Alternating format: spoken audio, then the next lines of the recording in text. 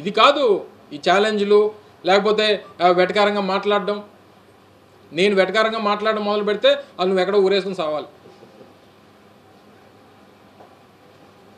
ఏం వచ్చేస్తుంది? నన్ను గుడ్డు గుడ్డు గుడ్డు అంటున్నావు, నేను పప్పు పప్పు పప్పు అంట. ఏమొస్తుంది? జనానికి ఏమైనా వస్తుందా? నీది పెయిడ్ పబ్లిసిటీ, నీ పెయిడ్ ట్రోలింగ్ అనేటువంటి తెలియదు ఎవరికి. నాకేమీ రాయడానికి ఆ టైము ఈ టైము ఏ టైము లేదు నా దగ్గర. నాకున్నటువంటి రాజకీయ అవగాహన, రాజకీయంగా నాకున్నటువంటి ఆలోచనలు, ఇక్కడ ఉన్నటువంటి మేధావులు లాంటి వారితో చర్చించి తీసుకున్నటువంటి సమాచారం ఇదే తప్ప నాకెవడో వెనకాల రాసిచ్చినటువంటి ఏ టైము లేదు నా దగ్గర. వర్ధంతికి జయంతికి తేడా తెలియనట్టు నువ్వు కూడా మాట్లాడేస్తే నీ గురించి. అందుకనే నేను ట్రోలింగ్లో నేను కాదు, నువ్వు జాతిపితవి. నువ్వు అదే కదా బాస్. ఇప్పుడు ఆ రోజు ఐటీ మంత్రిని ఎట్లా ట్రోల్ చేశారో మనందరం చూసాం. 2019 నుంచి 24 మధ్యన ఒక ఐటీ మంత్రిని ఎట్లా ట్రోల్ చేశారో ప్రజలందరూ కూడా చూశారు. ఒక ప్రశ్న అడిగితే దానికి కోడి గుడ్డు గుడ్డు కోడి అన్నాడు. ఇప్పుడు ఆయనకి ఏ అర్హత ఉందండి? ఆయనకి అసలు డేటా సెంటర్ అంటే ఏంటో తెలుసా? విచిత్రం ఏంటంటే ఒక ఐటీ సంస్థ ఆయన అడిగింది, సార్ మాకు ఇప్పుడు కొంచెం దూరం ఉన్నాం, పబ్లిక్ ట్రాన్స్పోర్టేషన్ లేదు, పబ్లిక్ ట్రాన్స్పోర్టేషన్ వేయండి అంటే బస్సులు వేయండి అని కోరారు. అది కూడా ఆయన చేయలేకపోయాడు boss. He couldn't do that. 2 years వాళ్ళు అడిగితే అది చేయలేకపోయాడు ఆయన. మేము అధికారంలోకి వచ్చిన వెంటనే మొదటి నెలలో ఐటీ కంపెనీలు అందరితో నేను మీటింగ్ పెట్టుకుంటే వాళ్ళు అన్నారు, మిగతా అంతా మీరు చేయండి కానీ ముందర మాకు బస్సెస్ వేస్తే చాలంటే we did it. We did that. కనీసం బస్సు కూడా వేయలేకపోయాడు. ఆయన ఏం మాట్లాడతాడు? అసలు ఆయన ఏం తెలుసు? ఆయన ఎవరన్నా సీరియస్గా తీసుకుంటాడా? ఆయన మెసేజ్ పెడితే ఒక్కడన్నా స్పందిస్తాడా? ఒక్క మీనింగ్ఫుల్ బిజినెస్ మ్యాన్ స్పందిస్తాడా? ఆయన మంత్రిగా ఉన్నప్పుడు ఏం చేశాడు? వాళ్ళు గ్లోబల్ ఇన్వెస్టర్ సమిట్ అని ఒక చివరికి ఎన్నికలు ఇంకా ఓడిపోతున్నాం అనగా ఒక సమిట్ అని పెట్టారు. అప్పుడు ఒక electronic media national media person ఏమడిగారంటే, మీరు గ్లోబల్ ఇన్వెస్టర్ సమిట్ అన్నారు, చాలా సంతోషం, గ్లోబల్ కంపెనీల పేర్లు చెప్పండి ఏమేమి వస్తున్నాయంటే ఆయన ఒక్క కంపెనీ చెప్పలేకపోయాడు. ఈ couldn't tell even one company.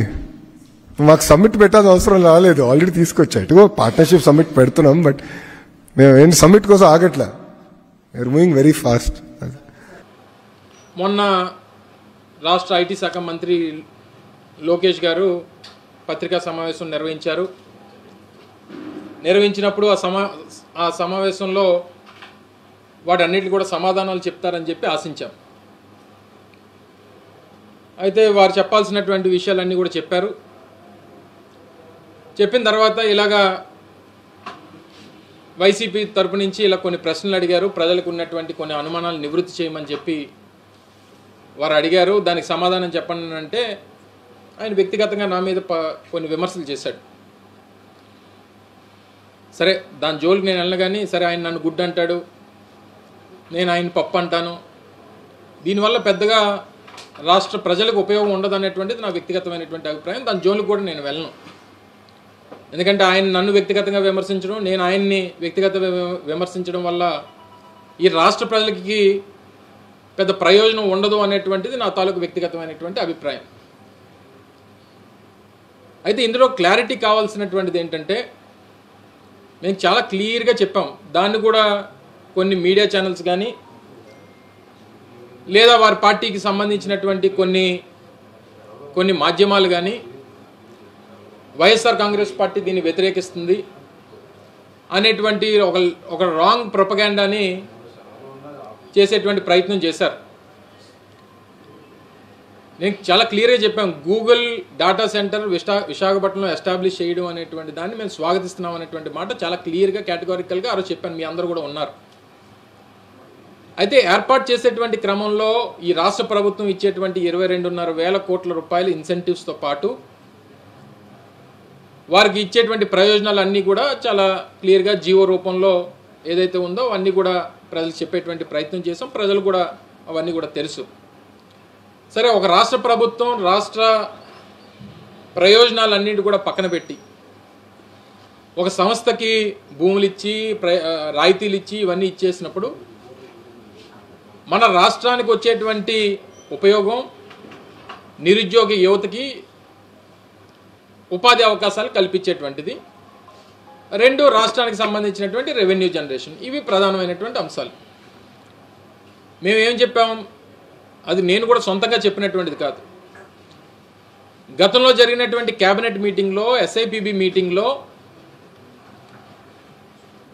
Raiden అనేటువంటి సంస్థ ద్వారా Google data centre 1 gigawatt data సెంటర్ని ఏర్పాటు చేసేటువంటి క్రమంలో 200 మందికి ఉపాధి కల్పిస్తున్నాం అనేటువంటి మాటని క్యాబినెట్ SIPB మీటింగ్స్లో వారికి సంబంధించినటువంటి ఈనాడు, ఆంధ్రజ్యోతి పేపర్స్లో కూడా చాలా క్లియర్గా అందులో మెన్షన్ చేయడం జరిగింది. అదే నేను అడిగాను. మాకున్నటువంటి సమాచారం కూడా అదే, వారు రాసింది కూడా అందులో ఏమి క్లారిటీ చాలా క్లియర్గా ఉంది. అయితే లోకేష్ గారు, వారికి సంబంధించినటువంటి మిగిలినటువంటి వారి బృందం, వారికి సహచర మంత్రులు, వీళ్ళందరూ కూడా 2 లక్షల మందికి, అంటే 1,90,000 మందికి ఉద్యోగ అవకాశాలు కల్పించబోతున్నాం అనేటువంటి మాట వారు చెప్తా ఉన్నారు. నాకు తెలిసి గూగుల్కి ప్రపంచవ్యాప్తంగా ఉన్నటువంటి వారి డెవలప్మెంట్ సెంటర్స్లో కానీ, లేదా రీసెర్చ్ సెంటర్స్లో కానీ, లేదా డేటా సెంటర్స్లో కానీ వారికి పూర్తిగా ఉన్నటువంటి గూగుల్ ఎంప్లాయీసే 1,82,000 నుంచి 1,87,000 మంది ప్రపంచవ్యాప్తంగా ఉన్నటువంటి వారు. అలాంటిది ఒక్క విశాఖపట్నంలో గూగుల్ డేటా సెంటర్ ద్వారా 1,88,000 మందికి ఉద్యోగ అవకాశాలు వస్తాయని చెప్పి వారు క్లెయిమ్ చేస్తూ ఉన్నారు. దీని మీద క్లారిటీ అడిగాం. వారేమో 200 అంటున్నారు, మీరు 1,80,000 అంటున్నారంటే దానికి ఏం సమాధానం ఇస్తాడు? ఈ ఐటీ గతంలో పనిచేసినటువంటి ఐటీ మంత్రికి మీద విపరీతమైన ట్రోల్స్ చేశారు, ట్రోలింగ్ గురైనటువంటి మంత్రి. ఇదా సమాధానం? అసలు ట్రోలింగ్ అనేటువంటి దానికి జాతిపితవి నువ్వు. దానికి సమాధానం చెప్పకుండా దేనికి పనికి వస్తే చెప్పు. సరే, ఇప్పుడు మళ్ళీ నేను కూడా దాని జోలికి వెళ్ళదలుచుకోలే. నేను 200 అనేటువంటిది మీరు చెప్పినటువంటి మాటనే ప్రజలకు చెప్తున్నా. మీరు 2 లక్షలు అని చెప్పి మీరు చెప్తున్నారు. మీ మాట నా మాట కాదు. గూగుల్తో ఒక అనౌన్స్మెంట్ చేయించండి దయచేసి. గూగుల్తో ఇన్ని లక్షల మందికి ఉద్యోగాలు వస్తాయని చెప్పి గూగుల్తో అనౌన్స్మెంట్ చేయించండి.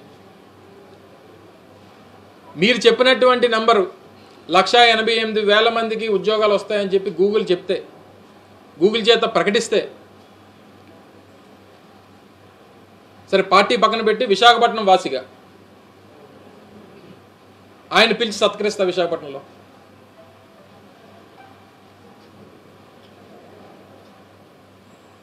ప్రపంచవ్యాప్తంగా 1,88,000 మంది ఉన్నటువంటి గూగుల్ సంస్థకి ఒక విశాఖపట్నంలో డేటా సెంటర్ ద్వారానే 1,88,000 మందికి ఉపాధి కల్పిస్తానని చెప్పి మీరు చెప్తా ఉంటే నమ్మశక్యంగా ప్రజలకు ఉండాలి కదా అనేటువంటిది మా ప్రశ్న. ఇందులో మేమేమి డేటా సెంటర్ వద్దనట్లేదు.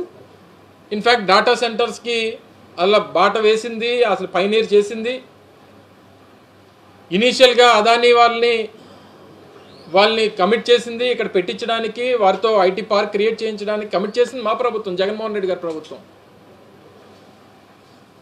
అడిగిన దానికి సమాధానం చెప్పకుండా వ్యక్తిగతమైనటువంటి విమర్శలు చేయడం వల్ల పెద్దగా ఉపయోగం లేదనేటువంటిది నా అభిప్రాయం. ఈ క్లారిటీ ఎవరిస్తారు? చాలామంది మేధావులు ఈ రాష్ట్రంలో ఉన్నారు, చాలామంది చదువుకున్నటువంటి యువత ఉన్నారు. ప్రపంచవ్యాప్తంగా అనేక డేటా సెంటర్స్ అనేక రాష్ట్రాల్లో, అనేక దేశాల్లో ఉన్నాయి. ఏదైతే గూగుల్ సంస్థే డేటా సెంటర్స్ని ఏర్పాటు చేస్తున్నటువంటి క్రమంలో అదే గూగుల్ని అడగండి. గూగుల్ దీంట్లోని మీరు సెర్చ్ చేయండి. 1 gigawatt data centre, AI based data centre, 1 gigawatt data సెంటర్కి ఎంతమందికి ఉపాధి కల్పిస్తుందని ఆ గూగుల్ని అడగండి, లేదా చాట్ జీపీటీని అడగండి.